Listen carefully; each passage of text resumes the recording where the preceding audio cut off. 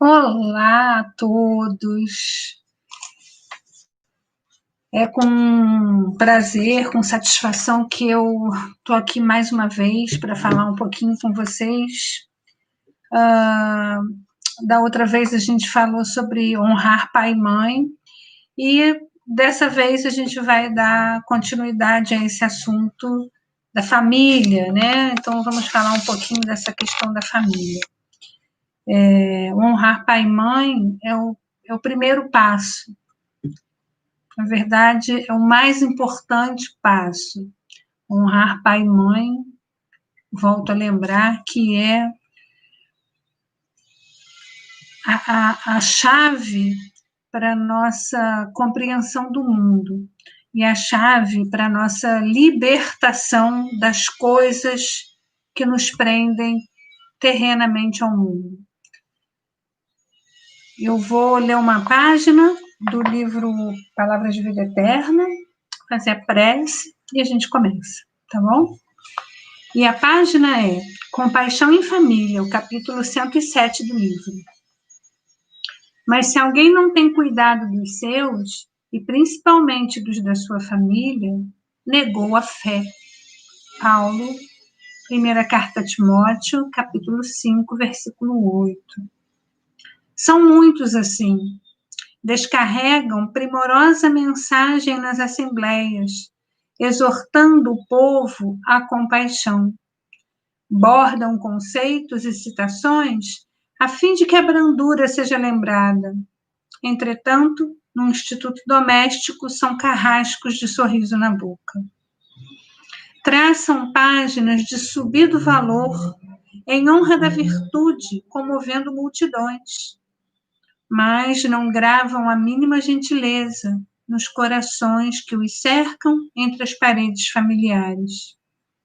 Promovem subscrições de auxílio público em socorro das vítimas de calamidades ocorridas em outros continentes, transformando-se em titulares da grande benemerência. Contudo, negam um simples olhar de carinho ao servidor que lhes põe à mesa. Incitam a comunidade aos rasgos de heroísmo econômico no levantamento de albergues e hospitais, disputando créditos publicitários em torno do próprio nome. Entretanto, não hesitam em exportar no rumo do asilo o avô menos feliz que a provação expõe à caduquice. Não seremos nós quem lhes vá censurar semelhante procedimento.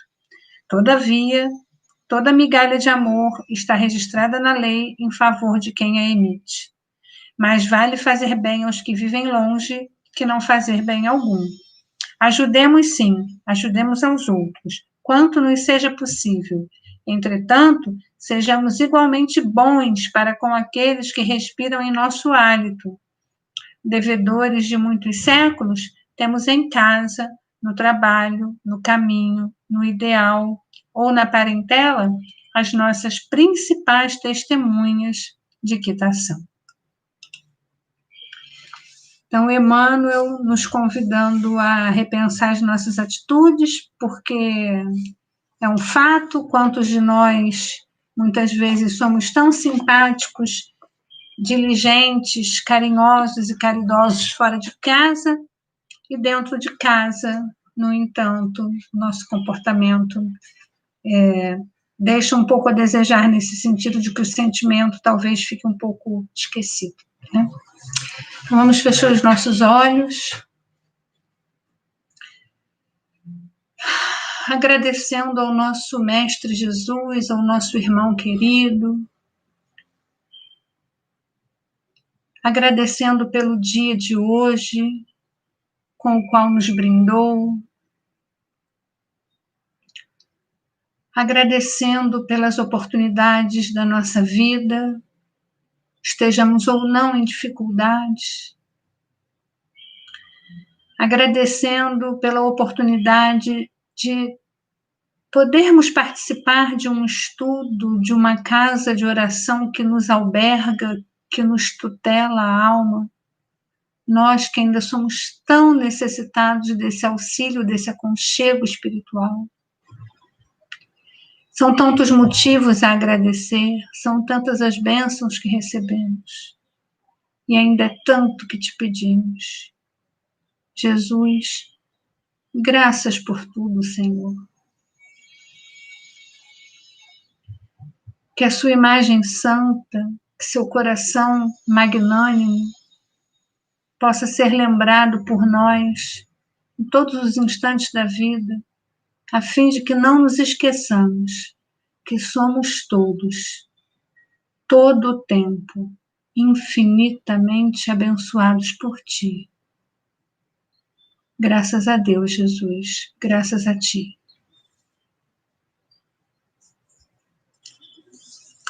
Bom, então vamos começar. Aí, como eu estava falando no início, eu falei sobre honrar pai e mãe da outra vez, né? E lembrando assim só um pouquinho, que esse honrar pai e mãe abre as portas da liberdade, abre as portas da vida, assim, de uma maneira ampla, porque honrar pai e mãe não é só o ato com o pai, com a mãe, mas é uma honra que dignifica toda a minha ancestralidade, todas as minhas vidas pregressas, quando eu consigo compreender, quando eu consigo entender, de fato, esse sentido da honra, quando eu consigo me colocar de forma proativa nessa família que não é só, que hoje é a minha família, então eu preciso aprender isso nessa família terrena que eu tenho hoje, mas para depois eu me colocar de forma proativa na família universal, entendendo que se eu terei uma posteridade, eu tenho uma ancestralidade. Só existe o depois porque algo veio antes. Se nós não compreendermos isso, nós não caminhamos, nós não avançamos. Para eu dar um passo à frente, eu preciso entender que para eu chegar à frente, eu vim caminhando lá de trás. E outros vieram caminhando comigo. Outros precederam meus passos. E é essa compreensão verdadeira que vai fazer com que nós um dia possamos ganhar aí, né? Ganhar por nosso mérito, por nossa conquista pessoal, essa chave que vai então nos libertar dessas amarras de expiação, inclusive. Não é uma tarefa de 6 meses, claro que não. Não é uma tarefa simples, e é por isso que a gente deve começar a aprender a honrar hoje, essa família de hoje. E tanto quanto possível, os nossos entes mais próximos, como avós, bisavós. Lembrando e compreendendo que nós não conhecemos a história de cada um. Que porque não conhecemos essa história, não podemos avaliar e julgar o que levou os nossos parentes a agirem dessa ou daquela forma e que influenciou diretamente na criação da nossa mãe, do nosso pai, de nós mesmos, e que também influencia na criação dos nossos filhos, para quem os tem. Eu às vezes, quando eu falo isso, assim, quando eu penso isso, a minha filha às vezes comenta coisas do tipo que ela não entende porque eu ajo assim ou assado, ou porque eu falo assim ou assado. E quantas vezes a gente não se pega tendo atitudes que são certamente influenciadas pela forma como nós fomos criados. E também, obviamente, que nós precisamos ter o intuito de querer nos conscientizar para colocar no mundo pessoas aptas a uma vida saudável emocionalmente, mas também não podemos simplesmente negar a criação que nós tivemos, negar o nosso passado e a forma como nós recebemos essa herança dos nossos pais. Toda vez que nós tentamos apagar o que fizeram conosco, seja da maneira que for, e tentar fazer tudo diferente, nós estamos faltando com essa honra, nós estamos cortando esse laço. É como se nada que aqueles seres tivessem feito tivesse valor. E se eu não valorizo o que eu recebi do meu pai e da minha mãe, como eu pretendo ser valorizada pelos meus filhos?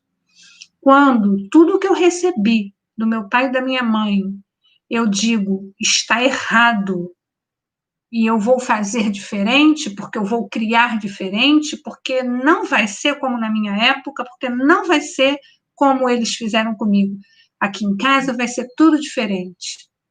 É um erro de enormes proporções.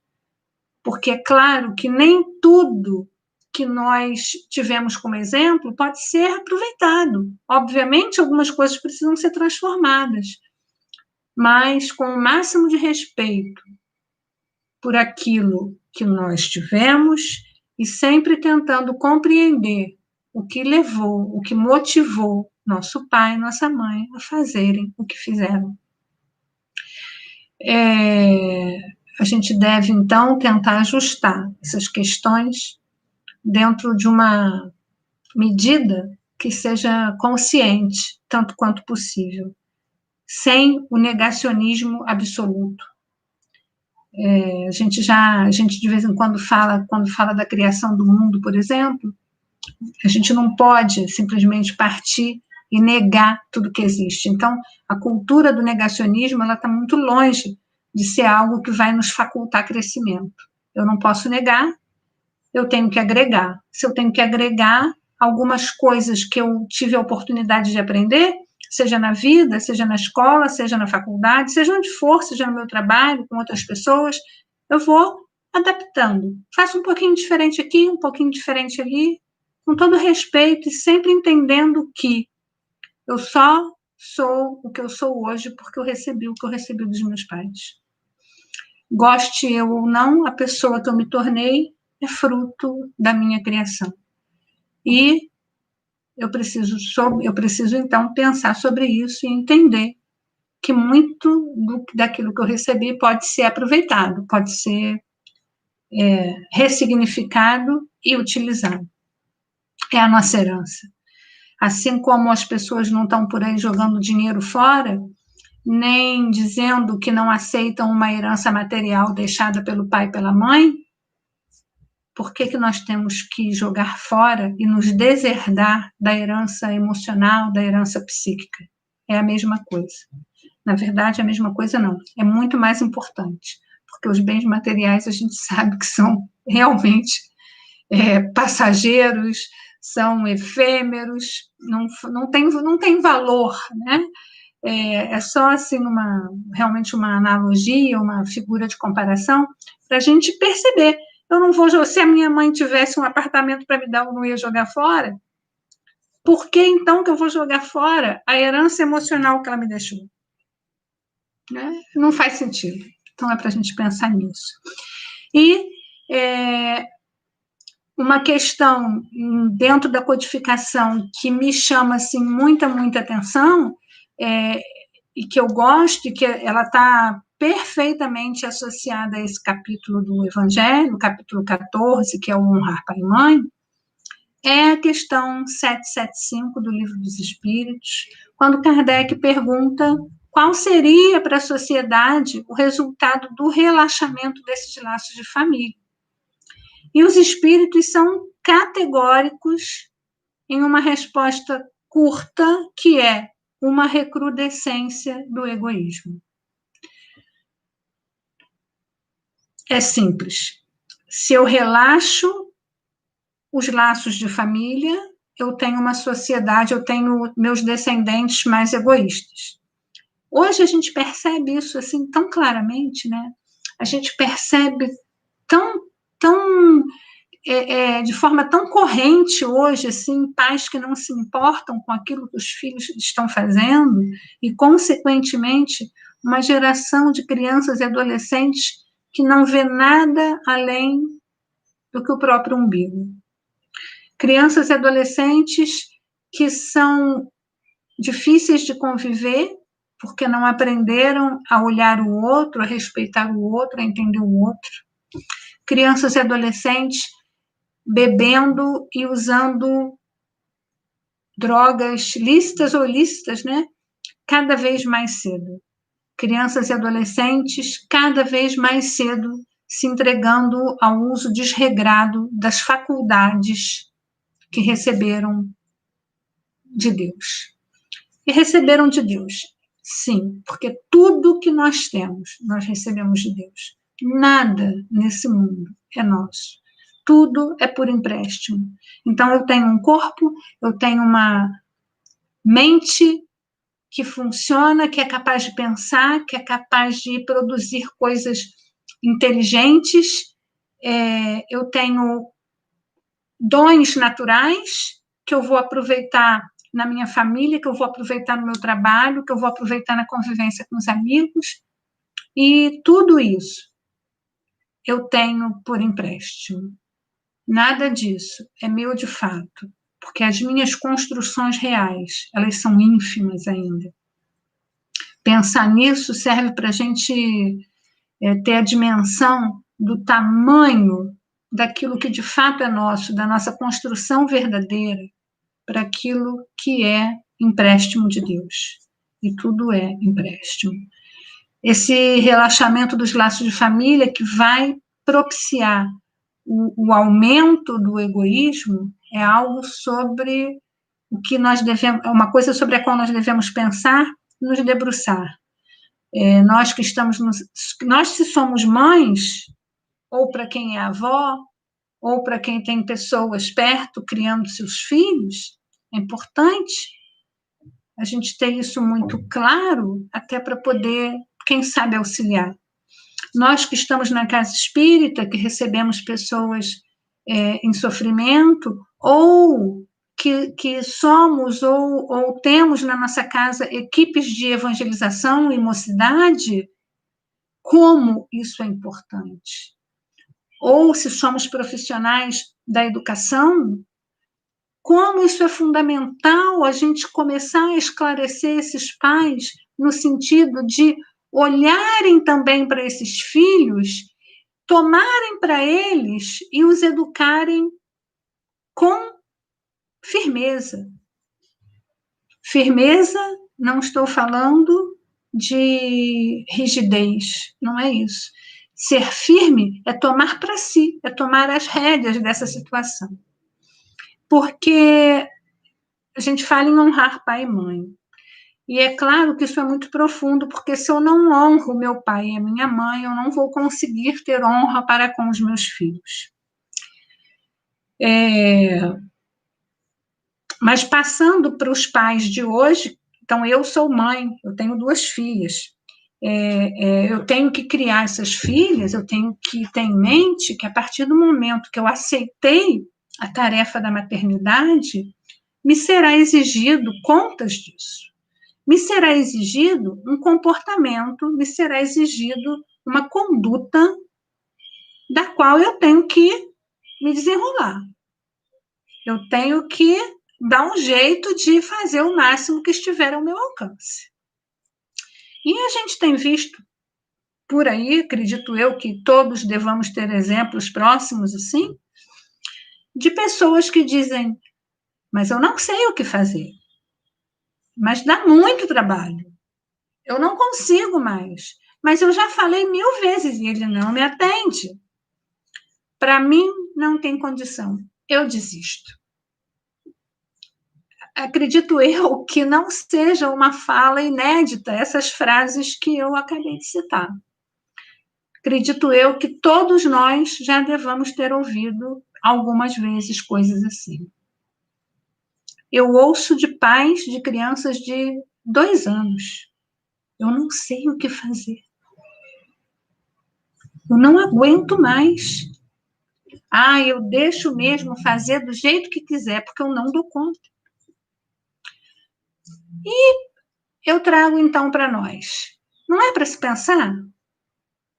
Eu aceitei uma tarefa, fico realmente pensando assim, para mim a maternidade é uma das tarefas maiores Maternidade também é paternidade. É uma das tarefas maiores que nós podemos ter recebido do plano espiritual. Gestar uma vida e ter sob a sua responsabilidade, enquanto você estiver na Terra, essa vida para cuidar, não tem nada maior que isso. Ou tem? Não tem cargo de gerência, não tem diploma de PhD, não tem nenhum outro tipo de comprometimento.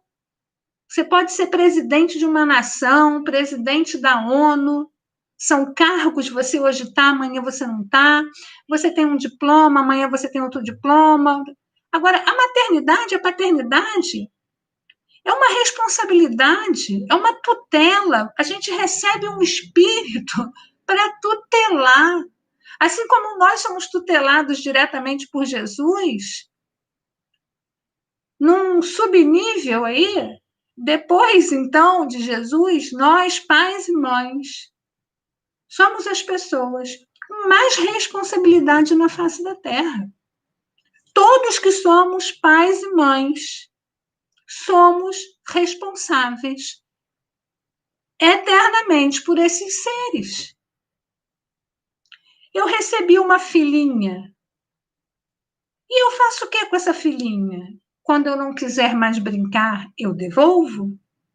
Quando ela der um trabalho que eu não achei que fosse dar, eu entrego para o vizinho?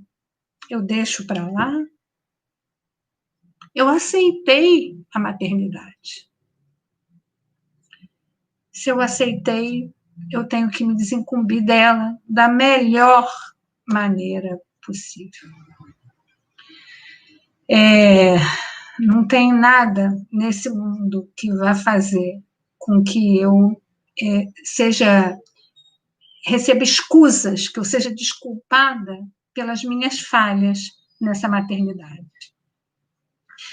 Joana de Ângeles diz que a família é a base fundamental na qual se ergue o edifício da sociedade, e que toda vez que a família enfraquece, a sociedade vai experimentar conflitos. Joana de Ângeles diz também que nós temos essa responsabilidade para com os nossos filhinhos, porque a família, ela diz que é o bastião seguro dessas pessoas que estão vinculadas à família. Nós recebemos nesse grupo doméstico, e aí Emmanuel fala isso em Pensamento e Vida, que nós recebemos no ninho doméstico os laços de afeição e de alegria, mas também as algemas de constrangimento e aversão. Nós sabemos disso, né? Estamos falando dentro de uma doutrina reencarnacionista, onde a gente sabe, habitando um planeta de expiação e provas, onde a gente sabe que nós aqui, hoje encarnados, estamos espiando. Quem aqui só em prova? Ninguém. Se a expiação é um fato, obviamente que a gente não vai ter uma família onde reine o amor lindo, maravilhoso, absoluto. Nós temos débitos, temos nossos créditos, temos nossos débitos, que são muitos. A gente contrai esses débitos o tempo inteiro, todos os dias. A gente sabe disso. Que dirá em sucessivas encarnações. Que dirá no passado, onde fomos um pouquinho pior do que somos hoje. O que nós temos na família, então? Nós temos um inimigo, nós temos um desafeto, nós temos pessoas que nos prejudicaram ou a quem nós prejudicamos, às vezes até perseguidores renitentes e cruéis, ou fomos nós, ou foi um outro que veio encarnar na nossa família. Nós temos essas pessoas, esse tipo de vinculação, também temos os nossos afetos, porque seria muito pesado. Faz uma vitamina, né? Faz uma salada, pega lá uns 2 ou 3 afetos, junta com meia dúzia de desafetos e diz, vai lá, gente, acerta isso. Não é assim? Desce lá que vocês têm que acertar. E muitas vezes a gente não consegue. Se a gente sabe que a família é isso, que é uma reunião de afetos, mas também de desafetos, nós necessitamos urgentemente nos desfazer, e é à custa de trabalho, é à custa de sacrifício, tem que ter coragem, tem que ter resignação, mas a gente precisa desfazer esses vínculos negativos que nós forjamos em outras vidas. E aos afetos, aqueles vínculos positivos, esses servem para nos fortalecer, esses servem para que se juntem mais a nós, para que nós, junto a eles, possamos angariar forças para dar conta da missão. Se nós renunciarmos a esse papel, infelizmente, a gente agrava os débitos, e além de agravar os débitos, o que já não é bom para a gente, mas assim, nós deixaríamos o outro, que depende de nós, em situação, muitas vezes, muito, muito complicada, né? A família é indispensável para o amadurecimento de cada um desses seres. Todos nós estamos na experiência que nós precisamos estar. Todos nós estamos na experiência em que é melhor para a gente. Essa experiência que eu tenho hoje, ela é a melhor para o meu plano de vida, para a minha evolução, para aquilo que eu dou conta, para aquilo que eu sou capaz. Chico Xavier diz, né, que na encarnação ninguém erra de endereço. Se ninguém erra de endereço, vamos fazer o nosso papel. Se está difícil, vamos nos amparar naqueles afetos mais positivos. Vamos nos amparar em Jesus. Vamos nos fortalecer na fé. Vamos pedir ajuda na casa espírita. Vamos pedir ajuda através das orações. Vamos fazer por onde reunir forças para não esmorecer, para não sucumbir. Um livro bem legal que quem é espírita mesmo assim que frequenta e tudo provavelmente já leu, se não leu, por favor leiam, que é um livro do Hermínio Miranda chamado Nossos Filhos são Espíritas. São Espíritos, desculpa. Nossos Filhos são Espíritos. Nesse livro, o Hermínio vai falar muito dessa questão assim de que os espíritos que nós recebemos, eles renascem com programas de vida estabelecidos, com programas específicos. E o objetivo desses programas é o aprendizado mútuo, é aprendizado do amor. A gente precisa aprender a amar, eu só vou aprender a amar amando, e para eu aprender a amar amando, eu preciso começar a exercitar. Então, de repente, eu vou receber na minha casa um ser que é um ser difícil, que é uma pessoa que traz um comportamento, um temperamento complicado, tanto mais eu tenho que amar esse ser. Amar o bonito é fácil, né? A gente sempre fala isso. Então, assim, você elogiar o aluno que tira nota 10, que só tira nota 10, qual o mérito? Agora, você pega um aluno que só tira 2, 3, 2, 3, senta do lado dele, consegue vencer com ele a dificuldade, e esse aluno tira um 6 ou um 7, o que será mais produtivo? O que será mais satisfatório? O que será mais construtivo? Os seres que nos chegam, que são difíceis, que são complicados, são esses seres que têm alguma dificuldade, que são aqueles que estão lá tirando 2, 3, 1, 0, nas notas da vida, nas disciplinas da vida. E a gente vai precisar sentar com eles, mostrar o caminho certo, vencer junto a eles as dificuldades do caminho, para que eles saiam vencedores. E nós, com eles, vencedores também, com a mais absoluta certeza. No livro Entre a Terra e o Céu, de André Luiz, ele diz que, em numerosas circunstâncias, a negligência dos pais é responsável pelo fracasso dos filhos. Isso, já estava comentando antes sobre isso, sobre os pais que deixam para lá. Se nós não queremos ser responsáveis pelo fracasso dos nossos filhos, então nós precisamos ajudar a construir essa evolução, construir essa vida deles, ajudar a tirá-los do lugar comum. Dentro desse aspecto, eu gostaria de colocar uma questão que eu considero muito importante para quem é pai, para quem é mãe, e que frequenta o centro espírita, ou se está assistindo aqui a palestra, mas de repente tem uma vinculação com a igreja, por exemplo, enfim, mas que tem uma vinculação religiosa. Coloquem seus filhos na evangelização e na mocidade.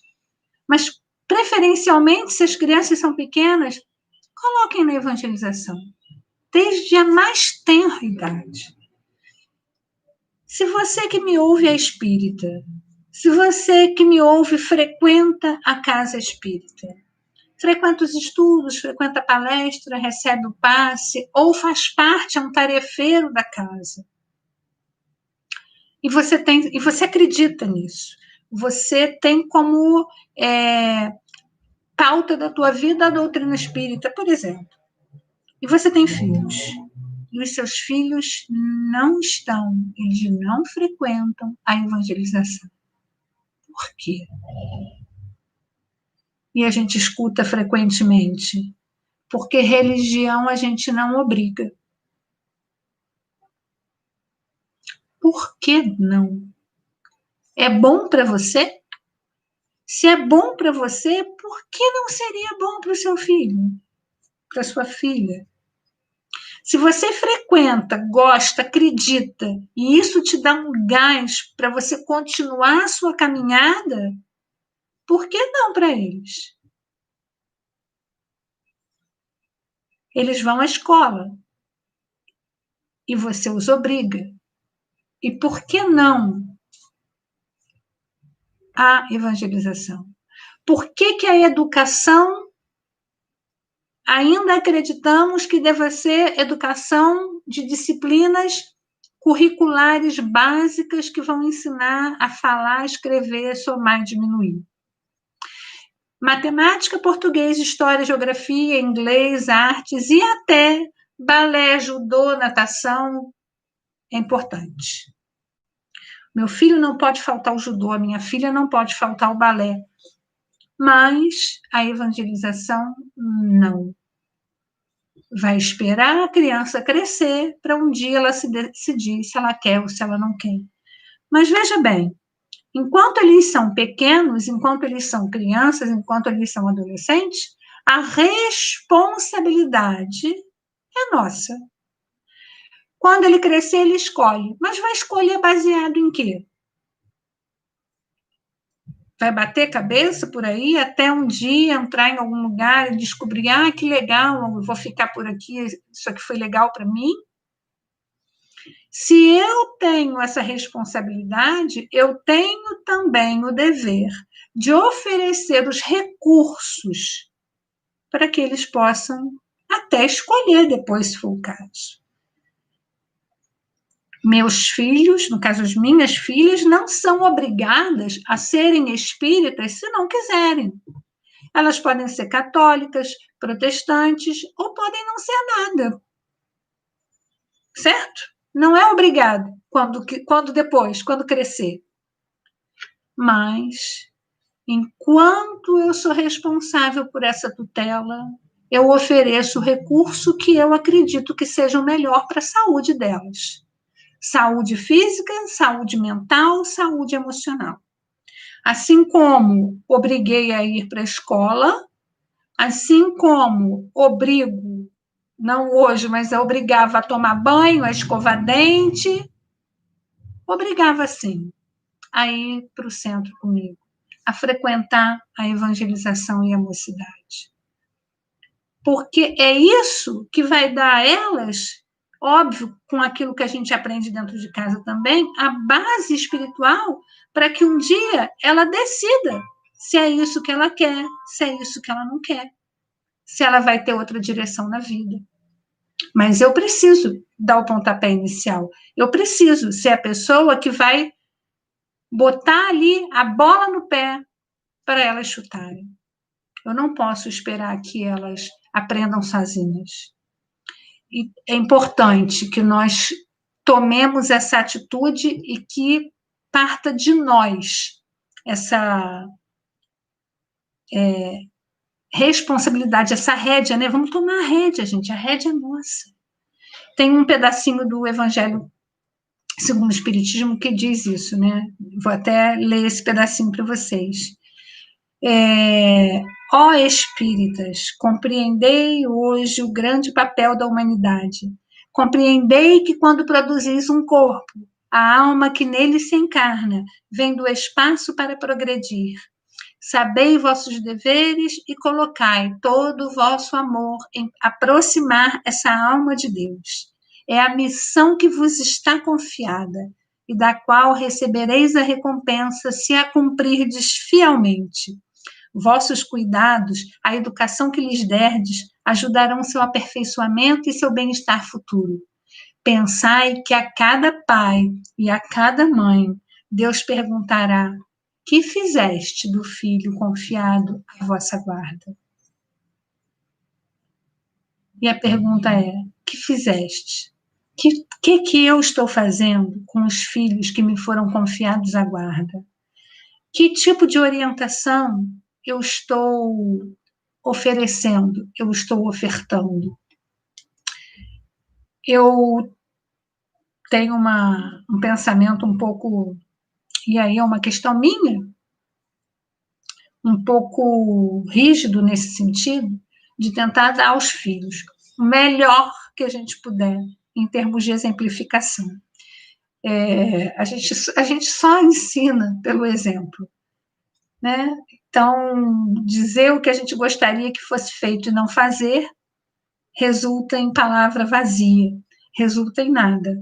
O filho pode até obedecer, se ainda for naquele esquema da imposição pelo medo, mas vai obedecer até o dado momento que ele não precisar mais obedecer, e aí depois ele vai pensar, puxa, o que eu recebi de exemplo? Eu estou falando isso porque eu gostaria de falar a respeito da mudança das nossas atitudes. Mudança das nossas atitudes como pessoa. Eu recebi aquele ser, né? Ele é meu tutelado. Eu tenho responsabilidade sobre ele. E aí os espíritas disseram para Kardec isso. E vai nos ser perguntado: que fizeste do filho que te foi confiado? Muito bem. E aí eu tenho uma vida que eu gosto de sair, eu gosto de... nada contra sair, tá, gente? Não é isso. Eu estou falando assim de... Você pode ser, de repente, uma pessoa que gosta de sair e voltar mais tarde, ou tem determinados hábitos que talvez não favoreçam uma criação equilibrada. Vícios do mundo que a gente poderia... Isso é um capítulo à parte, que a gente poderia falar só sobre essas questões do mundo que não interessam ao espírito. Mas quando a gente é mãe, quando a gente é pai, principalmente, é muito bom a gente refletir, né? Que vícios eu trago que pode ser um mau exemplo para aquele ser que é meu tutelado? Que hábitos nocivos eu ainda tenho na minha vida que podem exemplificar mal para esse ser que está sob a minha guarda? É para a gente pensar. É para a gente pensar que, assim como não vale mais aquele ditado que serviu na nossa época do faço o que eu digo, mas não faço o que eu faço, que realmente é o que eu faço que vai contar. E o que eu estou fazendo? Pergunta de Jesus, né?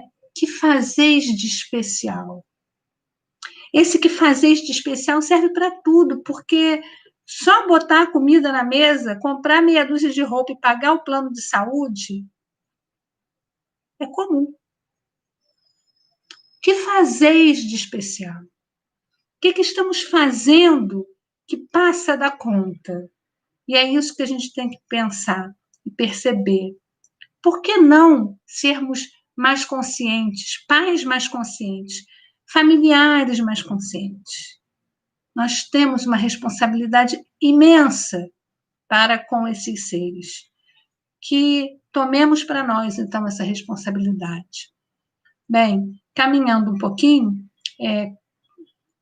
os espíritos também vão falar que os filhos também devem aos pais o mesmo cuidado que os pais devem aos filhos, e isso a gente já falou, né, sobre a questão da honra ao pai e à mãe, e lembrando que, assim como ser filho é uma oportunidade, é uma aprendizagem para você um dia ser pai, se eu penso que eu gostaria muito que as minhas filhas fossem mães bacanas, caso elas queiram ser mães, né? Mas que elas sejam mães bacanas, eu tenho que ser uma mãe bacana, eu tenho que dar para elas o exemplo que faculte a oportunidade delas reproduzirem esse modelo. Isso também é muito importante.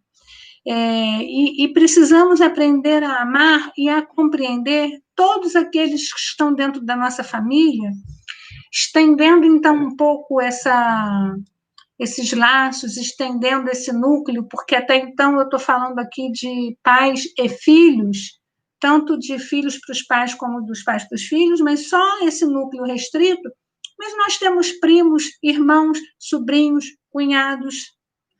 A família é uma rede, a família é um campo.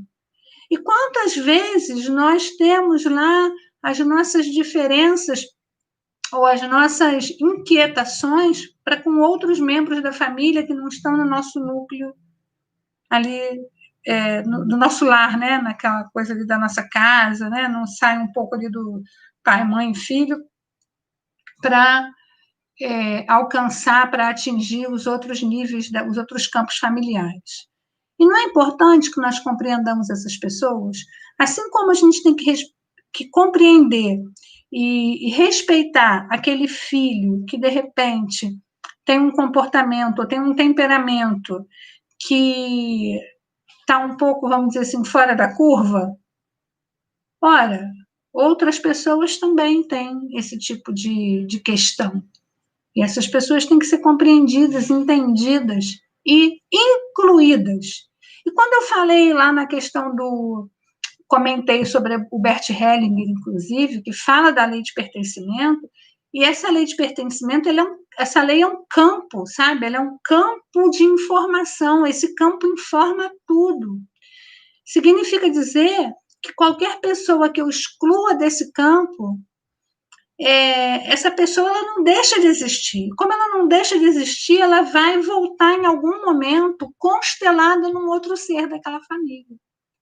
Então, muitas vezes a gente tem aquela pessoa que comete, de fato, atos menos felizes e que a gente deixa de lado, né? Ah, fulano não. Ah, mas com fulano a gente não pode contar. Ah, mas porque o fulano é assim, ou é assado, ou aquilo outro. E a gente realmente exclui aquela pessoa. E ninguém pode ser excluído. Ninguém pode ser excluído sob pena de um retorno pior dessa situação. Primeiro, porque aquela pessoa está ali naquele núcleo para ser acolhida, para aprender. E se ao invés da gente se aproximar dela, a gente exclui, além das nossas responsabilidades aumentarem, esse comportamento, esse coletivo que nós excluímos, ele vai voltar em algum outro momento, em algum outro membro da família. O Bert deixa isso bem claro, porque essa informação ela está no campo. O campo ele é energia, então ele não tem barreiras. Bom, eu acho que eu preciso encerrar, né? Já estou passando aqui da hora. Educar é também educar-se, e aí tem a ver com aquilo que eu estava falando, da gente repensar os nossos hábitos, os nossos vícios, se os temos, as nossas práticas, as coisas que nós falamos e pensamos, para que possamos, daqui para frente, ter famílias melhor organizadas psiquicamente e, sobretudo, famílias organizadas no amor, que é fundamental. Eu falei em pai, mãe, pai, mãe, pai, mãe, por uma questão de força, e não por nenhum tipo de atavismo. Muito pelo contrário, eu agora gostaria de deixar bem claro que família é qualquer lugar, qualquer núcleo onde exista amor. O que constitui uma família de verdade é a presença do amor.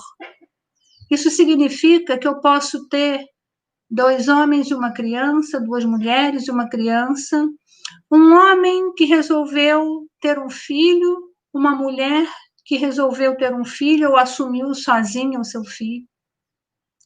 Eu posso ter um casal e 2 cachorros e um gato, não importa. Não importa a configuração. Família é onde existe amor.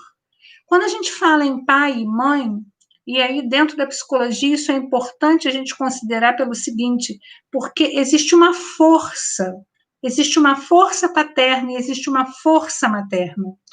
Mesmo entre as uniões homoafetivas, quando essas pessoas resolvem ampliar sua família e ter um filho,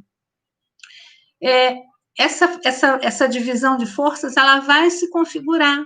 Sempre num casal você vai ter a força respondendo pela força da mãe, que é aquela força de mais afeto, é aquela força mais doce, é aquela força mais delicada, e a força paterna, que é aquela força que dá o comando, aquela força da firmeza, que consegue ter um direcionamento mais firme.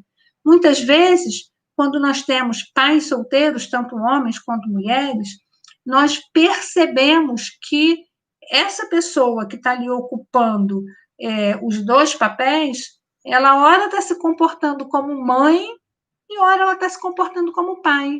Então, tem hora que ela está ali fazendo um denguinho, dando um cafuné e até abrindo mão de alguma coisa, fazendo a vontade do filho, e tem hora que muito firmemente essa pessoa está impondo o limite que deveria impor.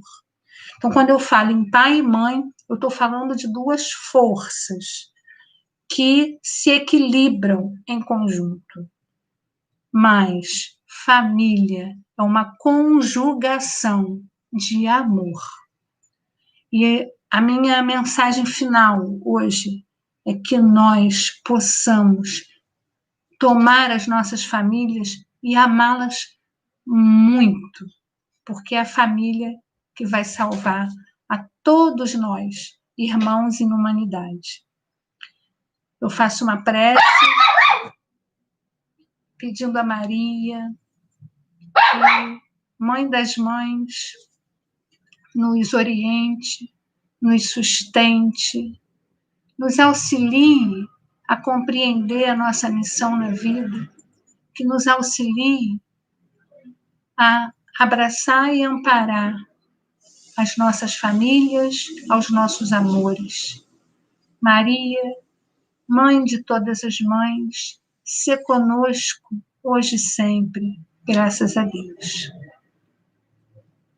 Muito obrigada a todos vocês.